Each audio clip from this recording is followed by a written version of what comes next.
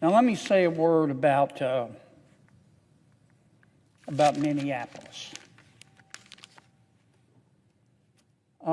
There's a lot we know. There's a lot we don't know. I want to talk about 3 things we do know. Number 1, the loss of life in Minneapolis was a tragedy. And if you can't admit that, you have a padlock on your heart. It was a tragedy. We don't have all the facts. I know everyone's seen the videos, but the people involved haven't been interviewed. There are a lot of facts we have, but a lot of facts we don't have. And I am not going to rush to judge. I'm not going to rush to judge. President Trump has promised a full and thorough and transparent investigation. And I thank him for that. But regardless of what we find out, we all have to concede, we all should concede that the loss of life in Minneapolis was a tragedy. And I'm sorry it happened. Number 2, this is the second thing that I know. You don't have to be Einstein's cousin. You don't have to be a senior at Caltech to know that illegal immigration is illegal. Duh. It's illegal. And those of us who believe that no one is above the law, we all say we believe that. I believe it. No one, those of us who say that no one is above the law have to concede that people in our country illegally are not above the law either. The law applies to them as well. Our immigration statutes are not second-tier laws.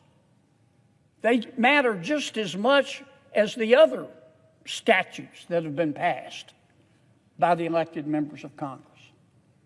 And just like the other laws, the immigration laws have consequences and should have consequences if you violate them.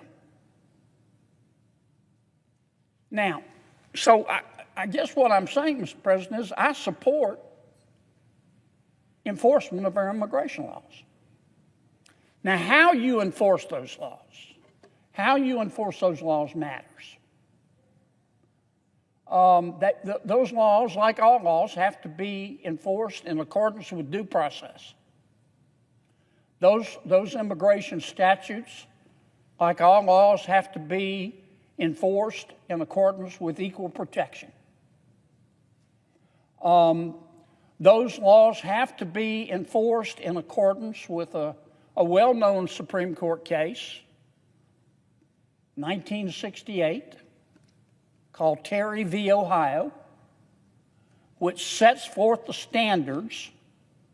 Reasonable suspicion is the standard chosen by the Supreme Court, by which someone can be stopped and questioned when a law enforcement official doesn't have probable cause.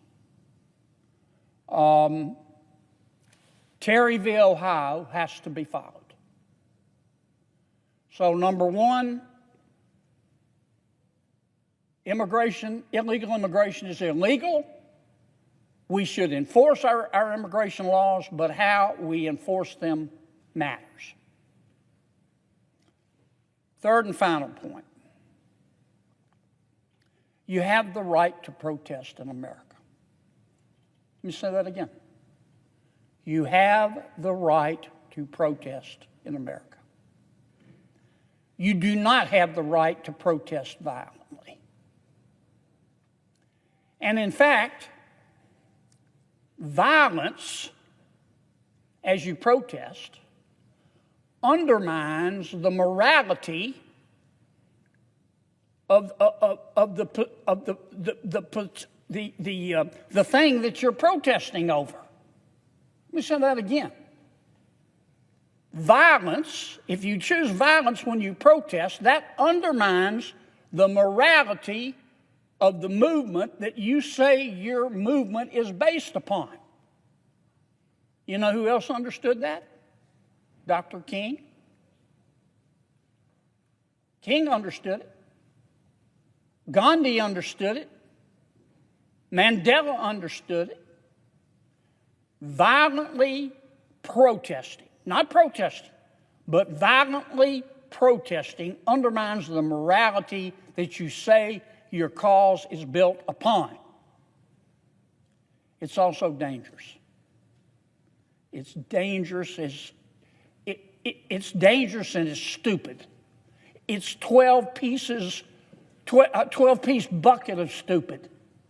Because when you protest violently, when you interfere with a cop or an ICE officer, it's not going to end well. It's not. Under the best of circumstances, these officers are trying to enforce federal law. And the people with respect to whom they're trying to enforce federal law are, in most cases, I'm not going to say all cases, but in most cases are criminals.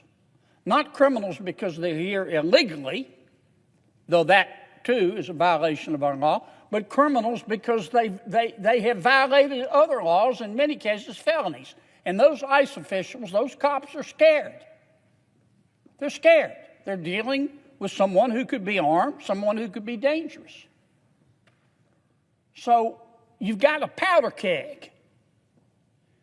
And when protesters choose to protest violently and harass those ICE officials and blow whistles in their ears and block their way and spit in their faces and curse them and curse their children, they're giving off sparks in a powder keg.